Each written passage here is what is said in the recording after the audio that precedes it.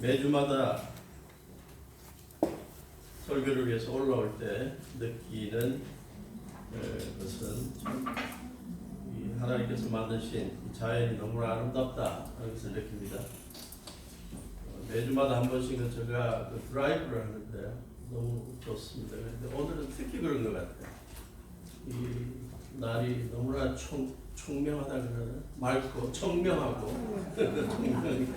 청명하고 시원하고 또 이 단풍이 들고 그래서 너무 아름다움을 느끼면서 왔습니다. 그래서 제가 지금 기분이 너무 업돼 있어요. 기분이 업되면 또 설교도 길어질 수 있는 그런 상황인데 잘 절제하도록 하겠습니다. 겨자씨 비유, 주님께서 제자들에게 주신 하늘나라의 교훈 가운데 하나이죠.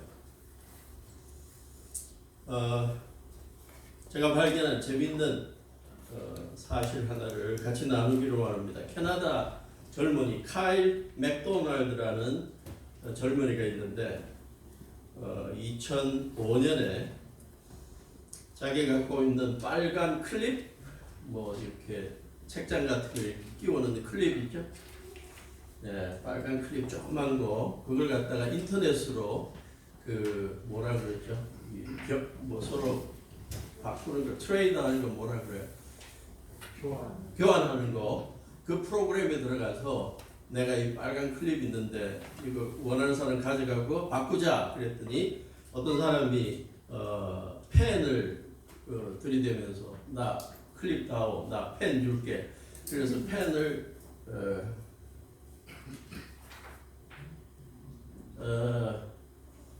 웹사이트에 보면 다 나와 있는데 그게 혹시 됐는지 모르겠네. 하여튼 펜으로 바꿨어.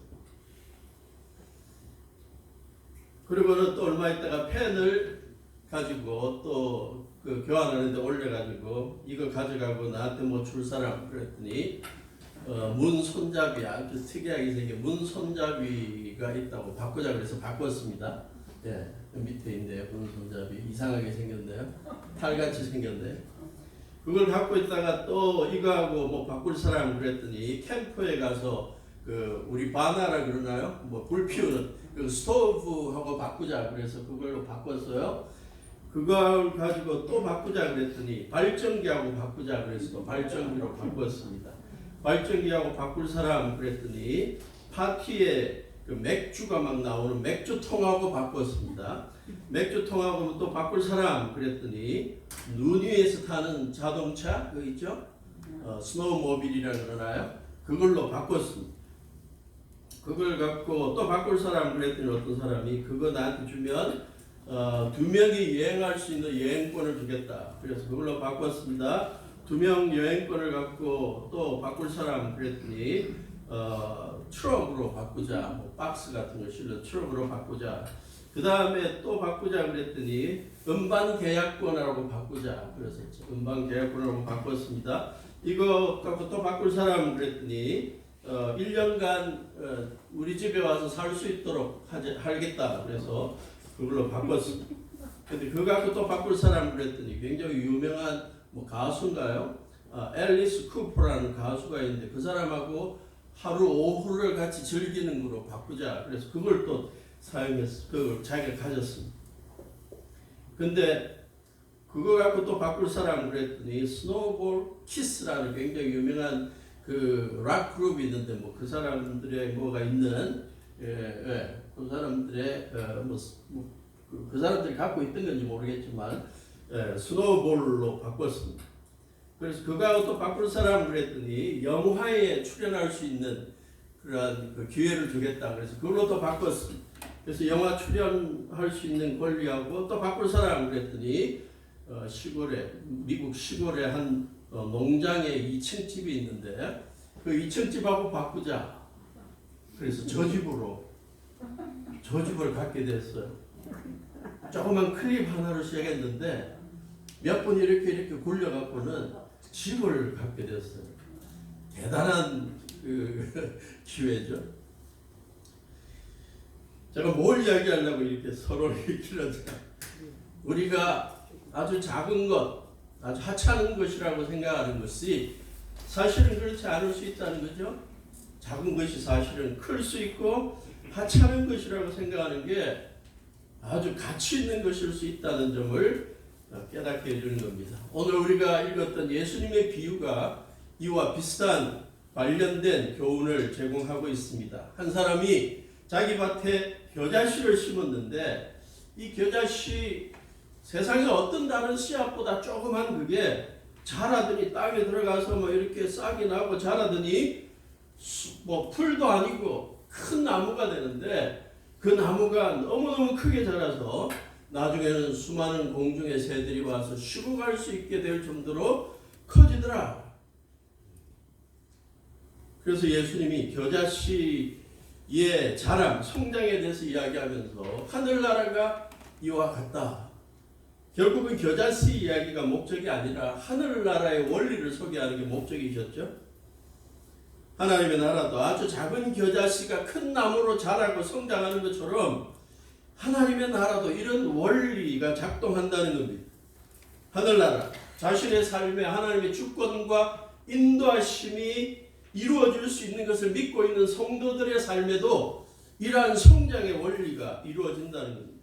성도들이 모인 신앙 공동체인 교회도 주님의 인도하심과 주권 아래 있게 되면 아주 작고 무가치한 것이라고 생각되는 그러한 것이 아니라 하나님 앞에서 크고 위대한 성숙한 공동체로 바뀔 수 있다는 것을 가르쳐 주는 겁니다.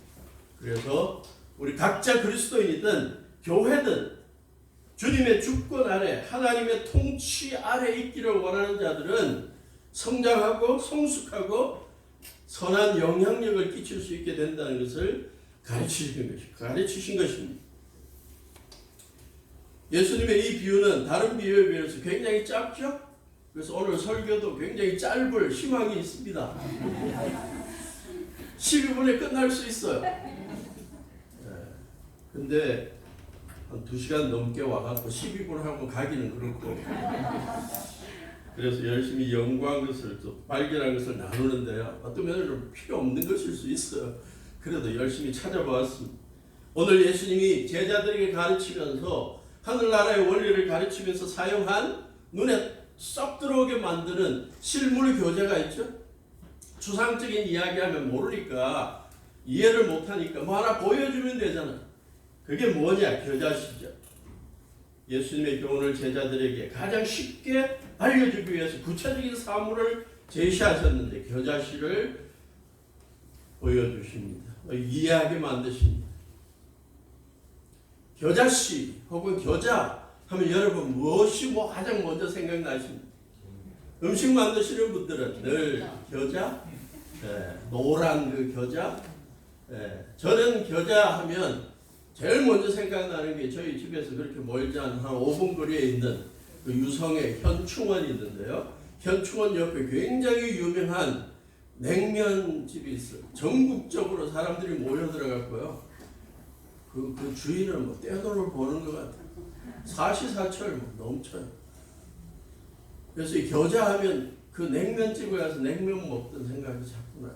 벌써 막 침이 막 돋는다. 네, 그 아주 부드럽게 맛있게 그 육수가 대단하고 그게 또 곁들여 먹는 이 그 김치, 오래된 묵은 김치가 너무 맛있어서요. 딴 거 아무것도 필요 없어요. 그런데 아무리 냉면이 맛있고 육수가 맛있어도 이 겨자가 안 들어가면 뭔가 맛이 그래요. 근데 그게 겨자를 같이 넣으면 진짜 맛있습니다. 여러분들이 그 언젠가 우리 권사님들, 집사님들, 성도님들 대전에 오시면 꼭 모시고 가고 싶습니다. 단체로 오셔도 좋습니다. 한 번은 뭔 사람들이 그러죠. 죽기 전에 꼭 먹어봐야 될 음식 몇 개. 그게 들어갈 수 있어요. 아주 맛있습니다. 겨자씨. 예수님은 지금 맛 이야기를 하는 게 아니라 크기 이야기를 하죠. 세상에서 가장 작은 씨앗이다. 겨자씨가.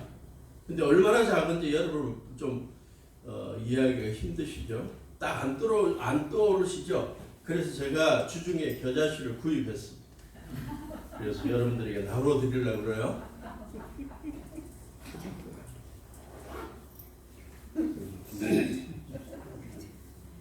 얼마나 작은지 보십시오. 사과씨나 배씨나 이런 거하고 다르죠. 집기도 어려울 정도로 작은 거예요. 버리지 마시고 꼭 가져가셔서 집에 가장 중요한 곳에 딱 놔두시고 하루에 한 번씩은 묵상하시기를 바랍니다. 내가 겨자씨와 같다. 내 믿음이 겨자씨와 같다.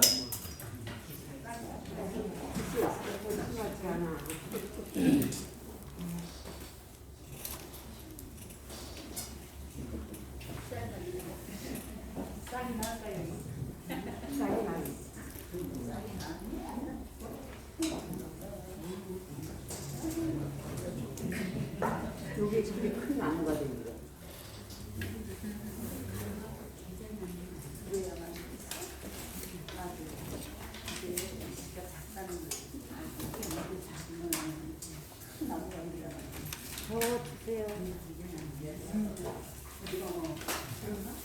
오늘 제 설교는 50% 이상은 성공한 것 같아요. 그죠? 네. 졸든 어떻게 하든 하나는 건지고 가잖아요. 겨자씨 하나는 건지고 가잖아요. 네. 빈손으로 왔다가 겨자씨 하나는 건졌잖소. 예수님이 제자들에게 이 겨자씨가 세상에서 가장 작은 씨앗이라고 말했더니 성경의 권위를 인정하지 않는 자유신학자들이나 자유주의 신학자들이나 또 불신자들 학자들이 이걸 갖고 또 트집을 잡았어. 자기들이 알고 있기는 세상에서 겨자씨가 제일 작은 게 아니다. 그걸 또 연구했어요. 네? 당비름이라는 거, 명아주라는 거, 별꽃 씨앗이 겨자씨보다 더 작다. 예수님이 거짓말했다. 성경에 오류가 있다. 요즘 보니까 담배씨가 더 작더라. 이런 논리를 하면서 이 성경의 권위를 자꾸 떨어뜨리는 이상한 신학자들이나 학자들이 있어요. 그러나 예수님은 당시 이스라엘 농부들이나 일반 사람들이 가장 쉽게 접하는 씨앗 가운데 하나를 갖고 이런 표현을 하신 거죠. 미국의 달라스의 SMU 대학 Southern Methodist University에 식물 표본실이 있는데 그게 얼마나 식물이 많은지 31만 8천 종류의 식물들을 갖고 있대. 근데 그 가운데 가장 작은 씨앗이 겨자씨라고. 그래서 거기에 샤이너 박사라는 분은 식용으로 수확 가능한 가장 작은 씨앗이 겨자씨다. 중요한 것은 고대 유대인들이 이 겨자씨 하면 우리는 겨자씨 하면 그렇게 잘 떠오르질 않지만 그들은 아주 자주 보아온 것이고 길러온 것이라서 아주 쉽게 사용합니다. 제일 작은 것 그렇게 표현할 때마다 겨자씨라는 표현을 씁니다. 너 돈 얼마나 있어? 그러면 우리는 뭐라 그래? 없다는 소리도 하지만 조금 있으면 뭐 같이 있다? 뭐만큼 있다? 쥐꼬리만큼 있다? 뭐 이런 표현 쓰죠? 근데 고대 유대 사람들은 뭐라고 하냐면 돈 얼마 있어? 그러면 겨자씨만큼 있다. 우리는 이해가 잘 안 가죠? 근데 이스라엘 사람, 고대 이스라엘 사람들은 그런 식으로 표현을 했다는 거예요. 그게 일반적인 이해였기 때문에 예수님께서 세상에서 가장 작은 씨앗 겨자씨 같은 것이라 할지라도 땅에 심었더니 그게 자라나서 손바닥에 있는 조그만 씨앗이 저렇게 큰 일반적으로 2m 더 큰 거는 3m, 4m까지 되는 큰 나무가 되고 거기에다가 꼭 콩 하나에 뭐라 그래?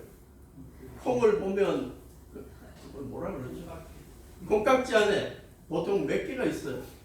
마찬가지로 겨자씨도 그 안에 그 겨자 깍지 안에 10개 혹은 20개가 있대. 그런 게 저 무성한 나무에 저 큰 나무에 그런 그 겨자 깍지가 얼마나 많겠어. 조그만 씨앗 하나가 겨자 씨앗 하나가 저렇게 크게 되고 많은 씨앗을 얻게 되고 저 나무에 지친 새들이 와서 깃들이고 쉬게 된다.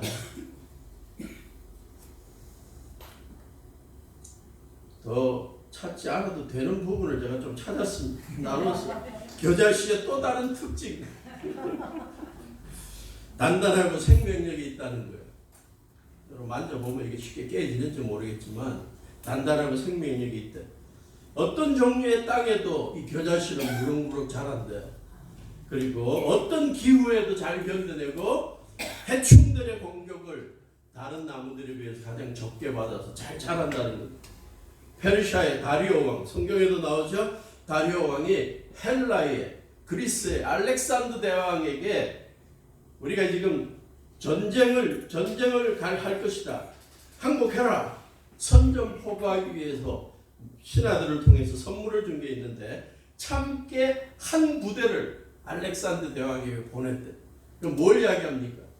깨를 한 부대나 보냈으니 페르시아의 군대가 이렇게 많다. 너희들에게 인해 전술로 너희들을 함락시킬 거다. 그때 알렉산더 대왕이 다리오 왕에게 보낸 조그만 봉투에 보낸 답장의 선물이 있어. 그게 뭐냐면 겨자씨 하나를. 너희들은 아무리 군대가 많다고 해도 우리는 이 군인 하나하나가 강하고 용맹하고 전투에 능한 사람이다. 작다고 무시하지 말라는 거죠. 숫자가 적다고 무시하지 말라는 겁니다. 군사가 강하고 생명력이 있다는 거예요. 겨자씨가 그런 특징이 있다. 겨자의 용도 식용이고 건강에 좋다. 고혈압 예방, 폐기능 강화, 소화기능 향상, 혈액순환, 진해거담 작용, 생리통, 관절, 두통, 요통, 통증에 다 좋다. 갑자기 제가 약 장난하는 기분인데 이런 것까지도 지금 이야기해요. 근데 또 하나 특이한 용도를 발견했습니다. 이 필름, 사진 찍을 때 옛날에 코닥 필름 뭐 이런데 필름 만드는 회사에서 동물들에게 겨자씨를 많이 먹인대. 그리고 난 다음에 동물이 죽고 나면 뼈들을 모아갖고 은을 섞어갖고 필름을 만들면 사진이 몇 배나 깨끗하게 나온다. 뭐 그게 또 겨자씨의 특이한 용도 가운데 하나다. 예수님이 지금 이거 설명하는 건 아니에요. 근데 찾아보니까 이렇게 있더라고요. 자, 예수님께서 부각시킨 특징으로 돌아갑시다. 작다는 거죠. 사람들이 보기에 아주 보잘것없는 것 같은 아주 조그만 겨자씨. 그러나 그 자체는 생명력이 있고 번식력이 있어서 많은 열매를 맺을 수 있는 존재가 된다. 씨 하나가 자라서 2, 3m 정도의 나무로 자라게 되고 가지에 새들이 깃들 수 있게 된다. 지친 새들이 쉬게 만들어주는 가치 있는 존재가 된다는 것입니다. 예수님의 하늘나라 비유 가운데 이 겨자씨의 비유, 우리에게 주는 교훈이 뭡니까? 하늘나라의 사람들, 하나님의 주권을 인정하고 사는 믿는 자들, 우리 성도들 자신을 작고 하찮고 무가치하다고 생각하지 말라는 거죠. 비록 인간적인 관점으로 기준으로 봐서 상대적으로 그렇게 느껴진다 할지라도 우리 주님은 우리를 귀하게 잠재력 있게 위대한 일을 하는 사람들로 변화시킬 수 있다는 겁니다. 이게 예수님께서 가르치시고자 하신 핵심 교훈 가운데 하나입니다. 예수님이 제자들과 함께 3년 동안 거니시면서 동고동락하시면서 예수님의 제자들의 마음을 읽으셨던 것 같아요. 제자들의 실존적인 상황을 좀 생각해 보십시오. 수많은 사람들에게 하늘나라의 교리를 전했을 때 좋아하는 사람도 있었지만 유대인 지도자들, 유대교 지도자들, 바리새인들, 서기관들, 유대교의 굉장히 중요한 그러한 지도자들, 제사장들 자꾸 이상한 엉뚱한 소리 하고 한다고 이단이라고 죽일 생각만 하고 잡을 생각하고 겁주고 핍박하고 얼마나 그들이 주눅이 들었을까. 나라 전체에 유대교라는 막강한 종교단체가 서 있는데 예수님께서 하나님의 아들이라고 외치며 천국에 대한 새로운 교훈들을 전할 때 계속 날마다 그들에게는 불안이 있었고 협박이 있었고 죽음의 위협들이 있었습니다. 그다른 권세와 조직들에 비교해 볼 때 예수님의 제자들은 너무 자기들의 조직이 작고 숫자도 적고 두려움도 많고 무기력한 것 같고, 그러한 제자들의 마음을 보시면서 예수님께서 너희들 자꾸 겨자씨같이 생각하는데 기죽지 마라. 너희들 생명력이 있고 선한 영향력을 끼칠 수 있는 가치 있는 존재다. 그걸 속여주면서 희망을 주시는 거죠. 길을 살려주시는 것입니다. 우리가 가져야 할 믿음이 아닌가 그렇게 생각합니다. 특히 우리의 믿음, 예수님을 구세주와 주님으로 믿고 예수님의 사명을 발견하고 이루기 위해서 살아가는 우리의 믿음이 늘 되돌아보면 작은 것 같고 적은 것 같고 뭔가 큰 변화를 일으킬 수 있는 힘이나 영향력이 없는 것 같다고 두려워하거나 소심해지는 그러한 우리들에게 예수님께서 약속하십니다. 하나님의 주권과 인도하심을 믿고 살아가면 너희들의 믿음이 겨자씨 같아도 너희들이 위대한 영향력을 발휘하는 사람들로 너희 그러한 믿음으로 바뀌게 만들 것이다. 마태복음 17장 20절에 보면 그런 말씀을 하시죠. 너희들의 믿음이 겨자씨, 같이 읽어볼까요? 시작. 예수께서 그들에게 대답하셨다. 너희의 믿음이 적기 때문이다. 내가 진정으로 너희에게 말한다. 너희에게 겨자씨 하나일 만한 믿음이라도 있으면 이 산들어 여기에서 저기로 옮겨가라 하면 그대로 될 것이요 너희가 못할 일이 없을 것이다. 겨자씨만한 조그만 믿음이 있어도 그건 분명히 열매를 맺게 된다는 것. 산을 평지로 바꿔버리는 그러한 역사까지도 결국에는 이루어지게 만들겠다. 믿음은 겨자씨만한 조그만 믿음이 살아있다면, 복음에 분명하다면, 성령의 인도하심 가운데 있다면 언젠가는 역사가 이루어지고 변화가 이루어진다는 것입니다. 우리의 삶을 되돌아보면 그렇지 않습니까? 우리의 믿음이 처음 예수님을 믿을 때 그렇게 큰 믿음이 아니었지만 정말 성경도 잘 모르고 기도할 줄도 모르고 전도하는 것도 늘 두렵고 섬기는 것에 대해서도 늘 두려워지고, 그러나 주님께서 우리를 붙들고 우리의 믿음을 키워나가셔서 우리를 지금까지 성장하게 성숙하게 만드신 것입니다. 오래전에 1990년 정도인가요? 89년 90년 서울의 오금동에 있는 한 침례교회에서 한 2년 정도 제가 봉사를 한 적이 있습니다. 주일마다 올라와서 영어 예배를 인도했습니다. 영어 예배로 뭐 설교도 하고 뭐 그랬고, 또 남자 집사님들, 남자 성도님들 작년 몇 명을 대예배 전에 한 1시간 정도 모아서 성경 공부를 인도하는 그런 시간을 가졌습니다. 그래서 한 10명 정도가 모여서 같이 성경 공부를 하는데 한 집사님이, 남자 집사님이 계셔서 돌아가면서 늘 기도를 하고 대표 기도를 시켰습니다. 그런데 그분께 기도를 시켰더니 안 하시는 거예요. 그래서 결국은 저가 하고 했습니다. 그리고 한 몇 달이 지났는데 들려오는 이야기가 교회 나가고 싶지 않대요. 그래서 왜 그런가 목사님께 들었더니 그 작년 성경 공부하는데 자꾸 그 이 목사가 기도를 시켜갖고 부담이 돼갖고 교회 나가기를 싫다 그러더라고요. 그러니까 그 다음부터 기도 시키지 말라고 그러더라고요. 그래서 그 다음부터 기도를 안 시켰어. 수년이 지나서 그 교회에 다시 예배 참석하는 기회가 있었습니다. 근데 대예배 시간에 그분이 안수 집사님이 되셔갖고 유창하게 대표 기도를 하시더라고요. 아, 믿음이 역사하는구나. 믿음은 성장하는구나. 기도할 줄도 몰랐고 부담스러워서 교회 나오기를 원하지 않던 분이 복음이 들어가고 계속 그렇게 믿음이 쌓이니까 하나님께서 키워주시는 거예요. 믿음이 성장하게 하시는 것입니다.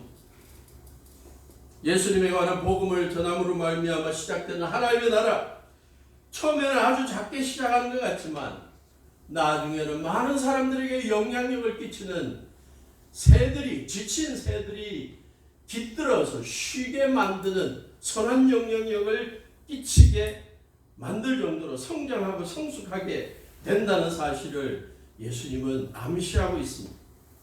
그래서 영국의 뛰어난 신약학자 윌리엄 바클레이 목사님은 이렇게 말합니다. 하늘나라는 아주 작은 것에서 시작한다. 그러나 그 끝이 어디일지 아무도 모른다. 대단한 희망의 메시지죠. 우리에게 심겨진 하늘나라, 우리에게 심겨진 믿음은 아주 작은 것에서 시작하지만 하나님께서, 성령께서, 하나님의 말씀이 우리를 계속 붙들고 있으면 어느 시점에 가서 되돌아볼 때 우리가 믿음이 성장해 있고 영향력이 성장해 있다는 겁니다. 그 끝이 어디일지 아무도 모릅니다. 혹시 우리들 가운데 하나님이 이제 우리를 더 이상 쓰지 않으시고 우리의 믿음이 더 발전할 수도 없고 우리의 사역이 여기에서 끝나고 영향력이 끝난다고 생각하고 끝이라고 생각하는 분들이 있다면 아직 끝이 아닙니다. 아직도 우리의 믿음은 성장하고 있고 아직도 성령께서는 우리로 하여금 더욱더 선한 영향력을 끼치라고 도전하고 있습니다. 사용하고 있고 여전히 우리에게 역사하시고 힘을 불어넣어주고 계신 것입니다. 그 끝이 어딜지 아무도 모른다. 제가 이 바클레이 목사님의 말씀에 은혜를 너무나 받았습니다.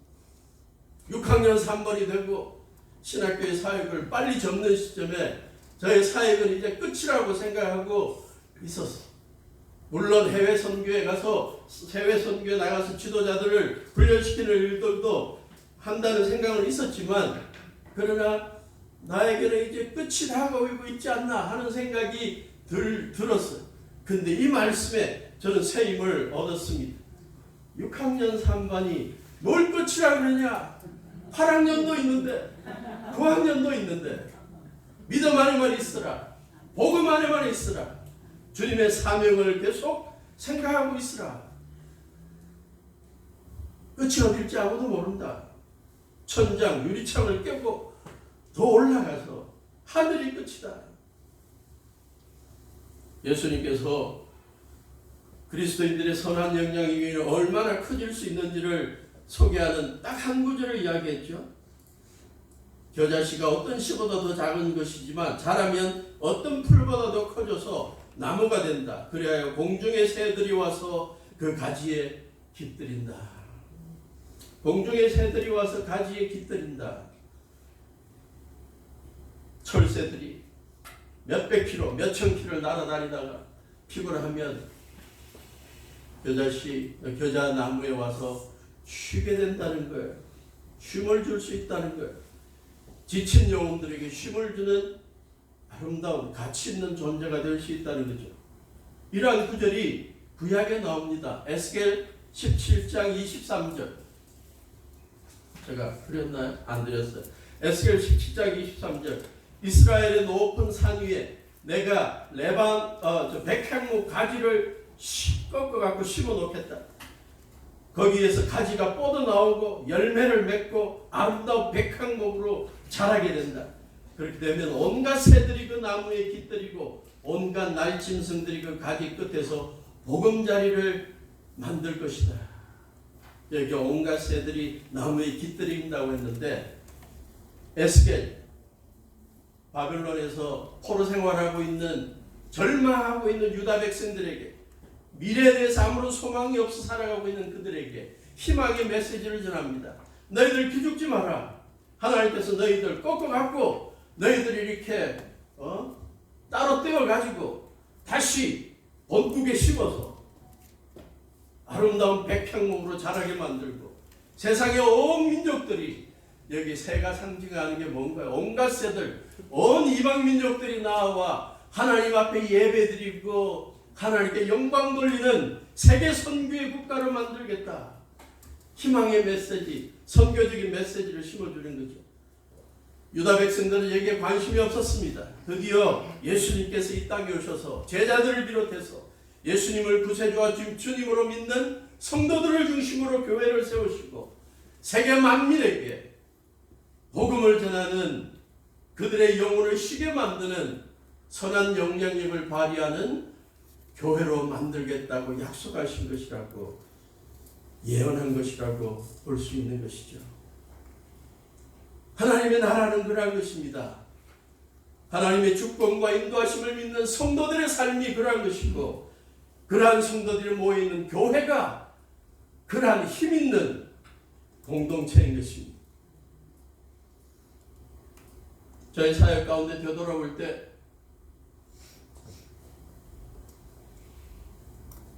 예수님을 구세주 주님으로 믿고 살아가는 성도가 결국에 가서 주님 앞에 위대하게 쓰임받는 사람들을 많이 보았습니다.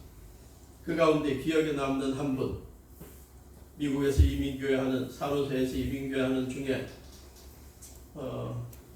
한 부부, 60대 부부가 계셨는데요. 미국의 대학에서 경영학을 오래 가르치고 은퇴하셨어요. 근데 이 교수님은 신앙생활을 하지 않는 분이었고 그 사모님은 신앙생활에서 집사님이셨는데 주일만 되면 교회에 오고 싶은데 자기가 사는 지역에서 그렇게 교회를 찾지를 못했는지 산라몬 지역이었는데 산호세가 한 40분 50분 걸리는데 근데 주일마다 오셔요.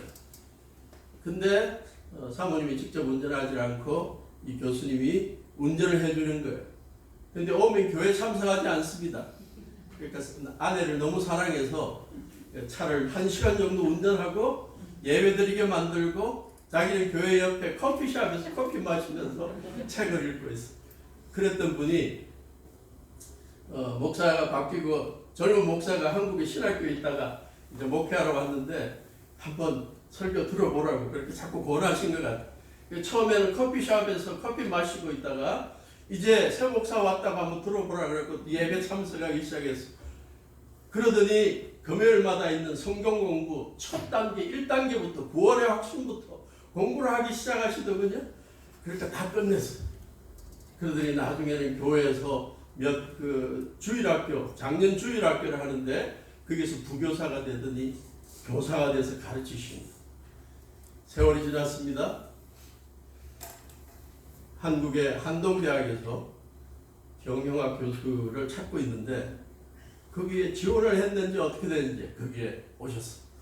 그래서 거기에서 젊은 크리스찬 젊은이들 주님의 영광을 위해서 살기를 원하는 그들에게 멘토가 되고 단순히 경영학만 가르치는 게 아닙니다.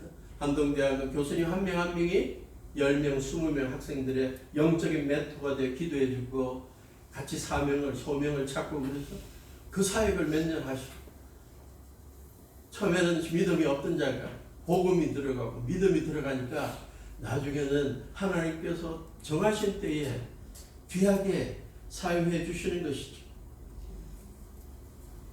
우리들의 삶도 되돌아보면 그렇지 않습니까?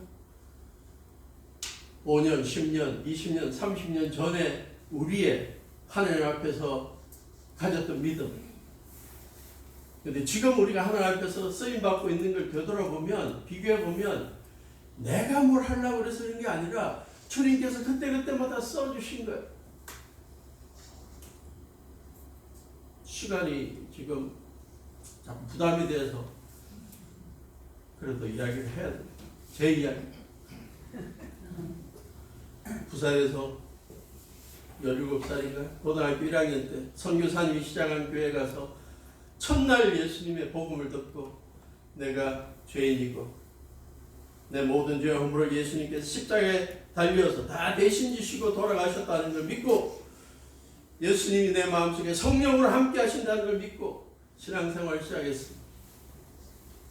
오로지 주님께서 저를 복음 전하는 자로 사용해 주실 것이라는 순수한 믿음 가운데 신학교에 가고 신학교에 간다는 별단을 교회 나간 지 1년 이후에 여름에 수련회에 가서 제가 별단을 했습니다.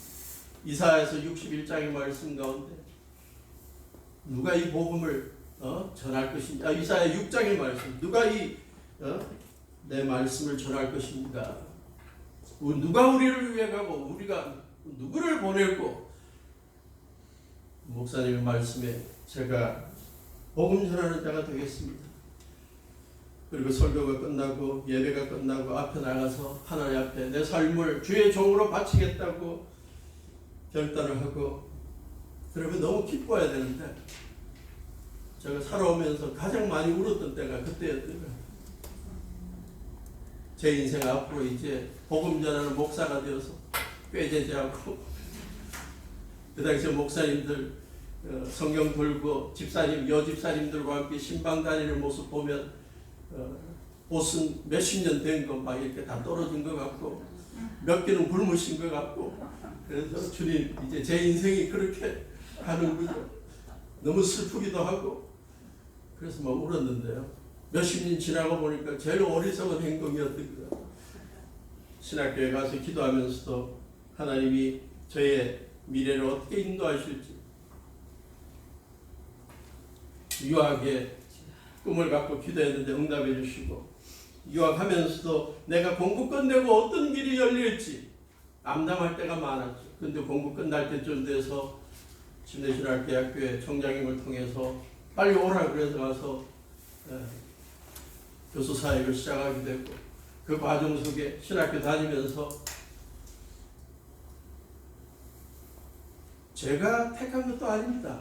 하나님께서 정하실 때 저를 신학교 학부 4학년 때 반포침례교회 중고등부 실습 전도사로 오지 않겠냐 누가 좀 추천을 해서 제가 하는 일도 없었고 처음 사역인데 반포침례교회가 우리 침례교회에서 아주 좋은 교회로 귀한 교회로 소문나 있었기 때문에 가겠다고 그랬고 와서 저의 첫 사역 반포침례교회 그래서 중고등부에서 아주 열심히 사역하게 되었고 제 삶을 되돌아볼 때 가장 즐겼던 설교를 즐겼던 때가 반포침례교회였던 것 같아요.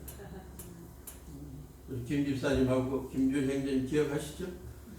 저는 그 당시 국방의 의무를 같이 담당하면서 방배본동 동사무소 방위하면서 주일마다 방위복 입고 머리 빡빡 깎고 열정적으로 설교를 했는데 그때 중고등부가 80몇 명까지 됐어요. 그 복음에 많은 사람들이 같이 힘쓰고 중고등학생들이 전도해서 친구들을 데려오고 저의 사역에 가장 부흥을 경험했던 때가 그때입니다. 작년들 설교한 것도 그때가 처음이었던 것 같아요. 신방도 처음이었어. 목사님이 이거 신방 가셔야 되는데 시간이 없다고 저한테 시켜갖고 갔어요. 그때 몇 분 계셨던 것 같아요. 제 기억에는. 그래서 제가 처음 구역 예배를 인도하면서 설교를 정말 어떻게 했는지도 모르겠지만 땀 흘리며 했고 얼마나 당황했으면 우리 주기도문으로 예배를 마치겠습니다 라고 주기도문으로 하자고 해놓고 제가 뭐라고 시작했냐 사랑이 많으신 하나님 아버지 그랬더니 권사님들 집사님들이 뻥 쳐가지고 그냥 가만히 계시더라고요. 이거 뭔가 문제가 있다. 그래서 뭐 어떻게 돼? 왜 기도를 안 하시지? 제가 잘못했다는 걸 한참 있다가 깨달았어요. 그렇게 시작한 저의 교회 사역입니다. 그러나 때때마다 하나님께서 기회를 주시고 유학을 열어주시고 갔다 와서 신학교에서 가르치게 하시고 때가 되어서 실제 목회도 경험하게 하시고 되돌아보니 저의 생각을 뛰어넘어 하나님의 선하신 인도하심과 키워주심이 있었다는 걸 발견하게 되는 것입니다. 우리 모두가 믿음 안에 있다면 복음 안에 있다면 주님께서 우리를 그렇게 사용하신 그걸 믿고 우리의 겨자씨만한 믿음에 대해 기죽지 마시고 믿음 안에 있다면 성령 안에 머물러 있다면 말씀 안에 머물러 있다면 주님께서 키워주시고 성장시켜 주셔서 선한 영향력을 끼치게 하신다는 사실을 믿고 신앙생활 계속 잘 하시면서 주님 앞에 쓰임 받으면 좋겠습니다. 미국의 오스틴 굿윈이라는 사람이 있습니다. 2004년에 9살이었는데 10살인가? 9살. 여기는 어디에는 9살, 어디에는 10살이라고 되어 있어요. 기독교인 젊은 어린아이인데 월드 비전에서 만든 DVD를 보다가 아프리카의 잠비아를 중심으로 여러 나라에서 부모님들이 에이즈로 죽어서 고아가 된 아이들에 대한 그 영상을 보고는 너무 마음의 감동을 받습니다. 내가 뭔가를 해야 되는데 저 어떻게 하지? 그러다가 마음의 감동 가운데 생각난 게 있습니다. 혹시 영상이 준비되어 있습니다. 네, 저 아이. One for every child orphaned during my school day. On a 10th grade. 펴갖고 저렇게 돼 있었어요. It was crazy. 9살 때 And he wanted each free throw to represent one child. 농구를 좋아해가지고 학교 농구팀에 들어가려고 해서 Really, hoops of hope started to blow up. 심사도 받았는데 잘 Just to 못한다고 see 떨어질라 something 했죠. that's near their 근데 age. 그 아이가 DVD를 보고 저 There's somebody on 잠비아에 the other side of the 있는 world 고아로 that 자라가는 그 아이들을 has 어떻게 a 도울까 passion 생각하다가 for sea. 자기가 갖고 있는 재능을 가지고 뭘 해야 되겠다 그래서 나를 하나 정해가지고 여기 See, alright, and just 자기가 농구 하면서 프리드로 hoops of 농구 hope. 프리드로 하는 걸 하겠다. 그래서 Be honest with you guys, so 자기에게 좀 후원해주면 내가 하루 내도록 던지겠다. 그래서 그가 이 프리드로를 던집니다.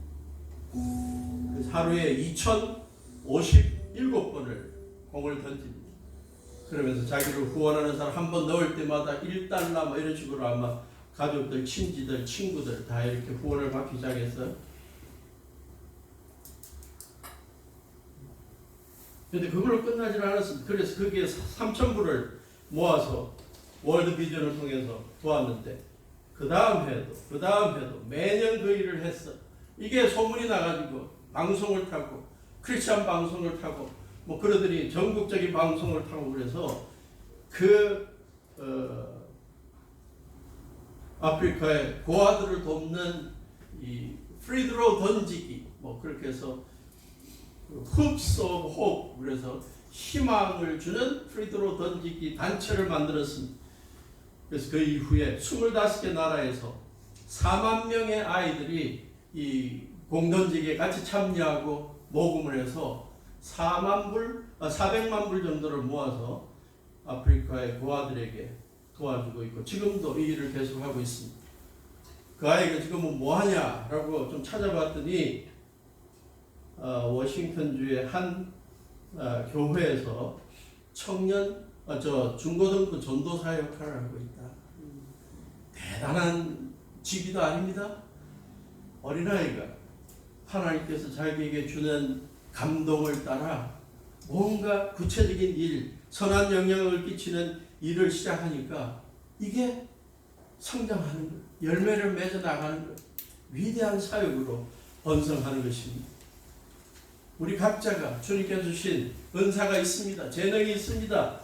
이것들을 갖고 주님 앞에 내어놓을 때 우리들도 선한 영향을 끼칠 수 있고 우리를 통해서 수많은 영혼들이 쉼을 얻을 수 있고 주님 앞에 돌아올 수 있는 역사가 일어날 수 있는 것입니다. 교회도 마찬가지입니다. 하나님의 주권과 인도하심을 믿는 교회, 선한 영향력을 발휘하고 더 확장될 수가 있습니다. 숫자적으로 한국의 교회가 100여 년 전에 선교사 몇 명이 시작할 때 겨자씨같이 시작했는데 지금은 1,000만 명 안팎으로 부흥했죠. 중국 지하교회도 마찬가지. 1949년 주배 장막으로 신앙적 핍박 가운데 80여만 명밖에 되지 않던 그리스도인들이 1980년대 5천만, 지금은 1억 5천, 2억 숫자를 잘 모를 정도로 발전하고 있습니다. 지하교회가 발전하고 있습니다. 반포침례교회 40 몇 년이죠? 우리 교회 역사가 46년? 45년? 45년의 역사 속에 하나님께서 귀하게 성장하게 해주셨습니다. 성숙하게 해주셨습니다.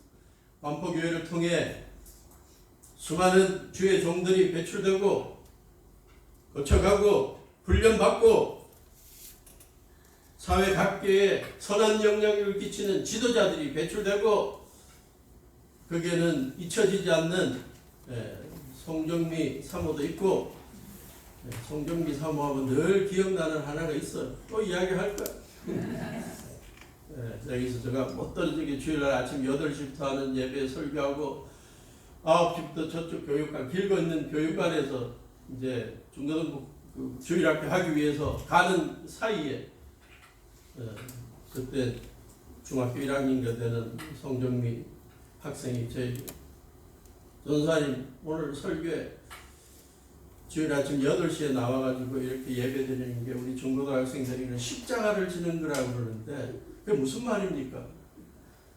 어른들은 11시에 가장 골든타임에 예배 드리고 너희들이 일주일 내도록 공부한다고 잠도 못 자고 그러는데 주일날 좀 길게 잘 수 있는데 너희들이 8시에 예배 드리려고 이렇게 일찍 나오는 게 어떤 면으로 십자가라고 내가 이야기했다 그랬더니 그걸 십자가라고 이야기하면 그 믿음이 이상하죠.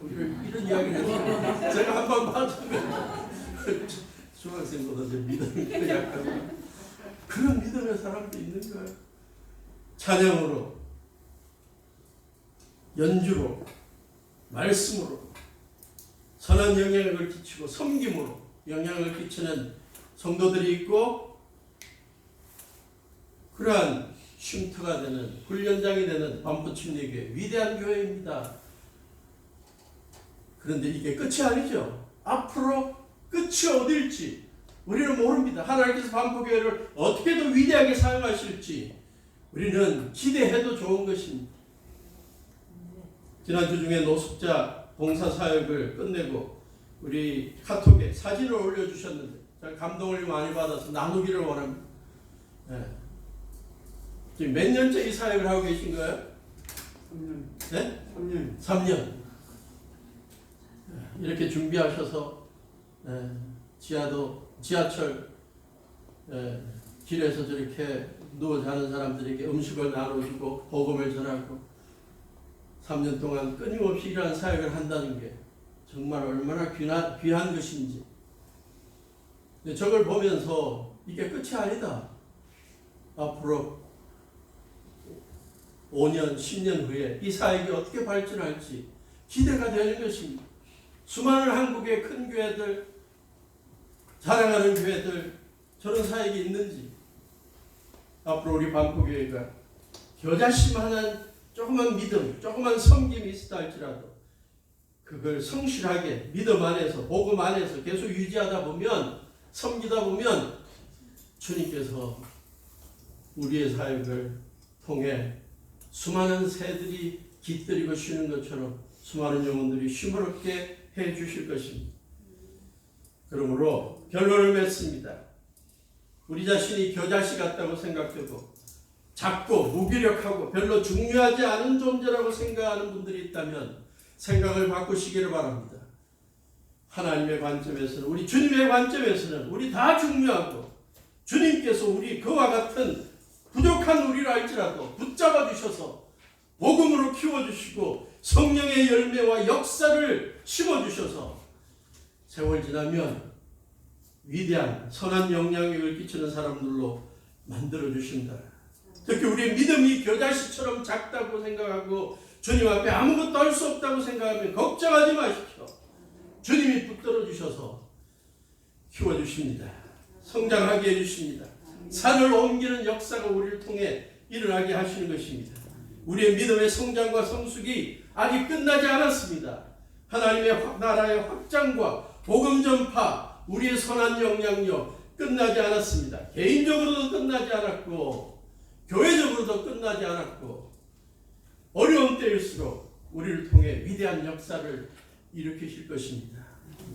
앞으로 5년, 10년, 20년 후에 하나님께서 우리를 어떻게 쓰실지 기대가 됩니다. 6학년 3반 7학년 되었을 때 어떻게 될지 저는 기대가 됩니다. 코로나 빨리 백신이 치료제가 개발되고 난 다음에 선교할 수 있고 여행할 수 있는 기회가 주어지면 저는 중국을 날아다니고 아시아의 여러 나라를 날아다니면서 복음도 전하고 그럴 수 있다. 우리 반포교회 겨자씨만한 믿음, 주님께서 커다란 나무를 만들어 주시는 그러한 믿음으로 바꿔 주신다는 걸 믿고 우리의 사역을 위대하게 만들어 주실 걸 믿고 성실하게 복음 안에 머물고 예배 안에 머물고 말씀 안에 머물고 성령 안에 머무는 우리 모두가 될 수 있기를 주님의 이름으로 축원합니다. 아멘. 기도하시겠습니다. 하나님, 겨자씨 비유를 통해서 우리의 삶을, 우리의 교회를 영적으로 성장시키시고 성숙시키셔서 선한 영향력을 발휘하게 해주시는 주님의 은혜를 늘 기억하게 하시고 앞으로의 삶 속에 주님의 역사를 기대하며 믿음 안에 머무는 우리 모두가 될 수 있도록 이끌어 주시옵소서. 성령께서 저희들의 삶을 강권적으로 붙들어 주시옵소서. 반포교회를 축복하시고 앞으로의 사역에 주님 선하게 인도해 주시옵소서. 예수님의 이름으로 감사 기도드리옵나이다. 아멘.